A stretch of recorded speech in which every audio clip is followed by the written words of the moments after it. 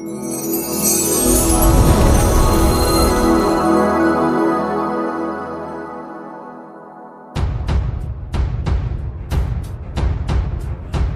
MRX Wahyu di pencairan dana BOS tahun 2022, apakah ada hubungannya dengan kasus pembunuhan ibu dan anak di Subang?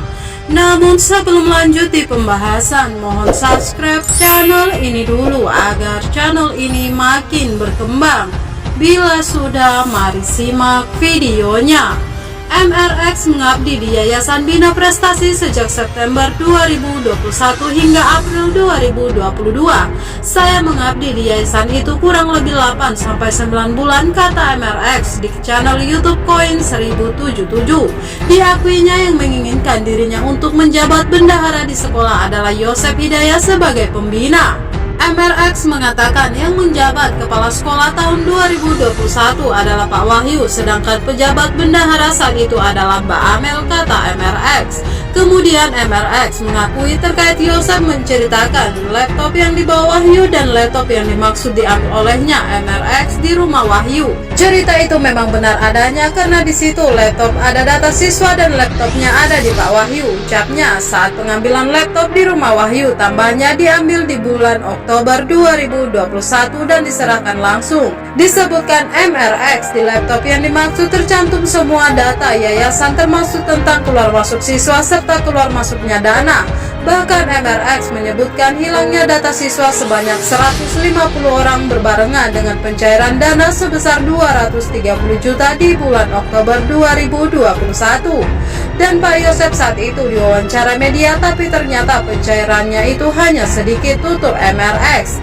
Pencairan BOS di tahap 1 dan tahap 2 di bulan Januari dan Agustus tahun 2021 yang dimaksud, kata MRX. Kepala sekolah yang menjabat saat itu adalah Pak Wahyu, sedangkan yang menjabat bendaharanya saat itu adalah Mbak Amelia Mustika Ratu, ucapnya lagi.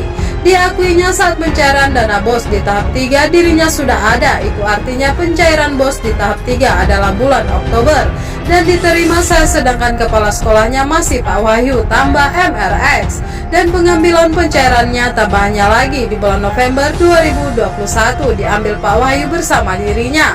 Sementara pencairan BOS tahap 1 tahun 2022, ucapnya lagi, diambil oleh kepala sekolah baru yaitu Pak Iwan bersama dengan dirinya sebagai bendahara.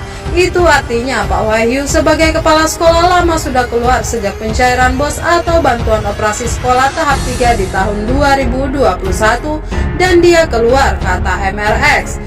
Saat itu tambahnya Pak Wahyu mengundurkan diri, sedangkan Pak Iwan adalah kepala sekolah SMK dan SMP-nya dikepalai Pak Adam.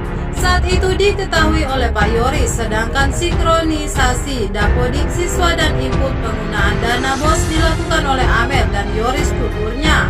Percakapan itu dipublis oleh channel YouTube Koin 1077 dengan judul MRX klarifikasi video apaan ini, rilis 29 Mei 2022 dan dikutip Dex Jabercom.